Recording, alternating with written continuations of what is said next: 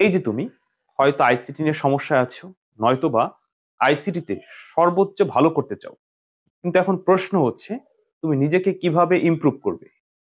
তোমার কাছে মনে হতে পারে যে শাহাবুদ্দিন স্যারের ক্লাস করলে কি সমস্যার সমাধান হবে, তা আমার ক্লাস করলে আইসিটিতে সমস্যা থাকবে কিনা, এই বিষয়টি এখনই মাত্র 2 মিনিটে তুমি বুঝতে পারবে।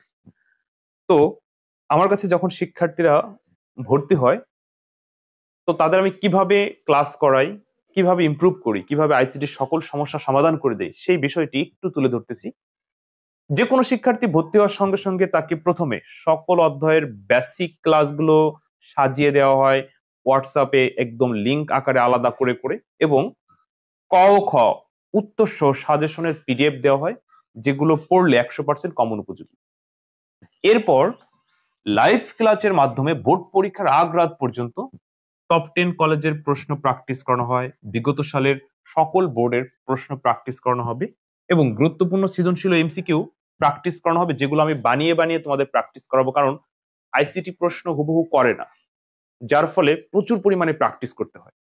তো এই ক্লাসগুলো করার জন্য তোমার কি প্রয়োজন, জাস্ট শুধু একটা ফেসবুক অ্যাকাউন্ট থাকলেই হবে। যদি তোমার ফেসবুক অ্যাকাউন্ট না থাকে, পরিবারের কারো হলেই হবে। আর এই ভর্তি হওয়ার সিস্টেমটা হচ্ছে, তোমার নাম, জেলার নাম আর কত সালের পরীক্ষার্থী আমাকে হোয়াটসঅ্যাপে লিখে দিবা। আমি একটা হোয়াটসঅ্যাপ গ্রুপে তোমাকে অ্যাড দিব, যেখানে প্রতিনিয়ত সাজেশন, বিভিন্ন প্রকার তথ্য, লাইভ ক্লাসের লিঙ্কগুলো দেওয়া হয়। আর ওই লিঙ্কে ক্লিক করলে তুমি লাইভ ক্লাসে প্রবেশ করতে পারবা। এই লাইভ ক্লাসগুলো রাতে হয়, স্বাভাবিকভাবে সপ্তাহে 3 দিন, একদিন পর পর। তবে আমি যদি প্রয়োজন মনে করি যে সপ্তাহে একদিন পর একদিন না, রেগুলার করানো দরকার, রেগুলার করাবো। আমি যদি প্রয়োজন মনে করি যে দিনে 2বার করা প্রয়োজন, 2বার করবো, কারণ তোমার আইসিটি ভালো করার দায়িত্ব আমার।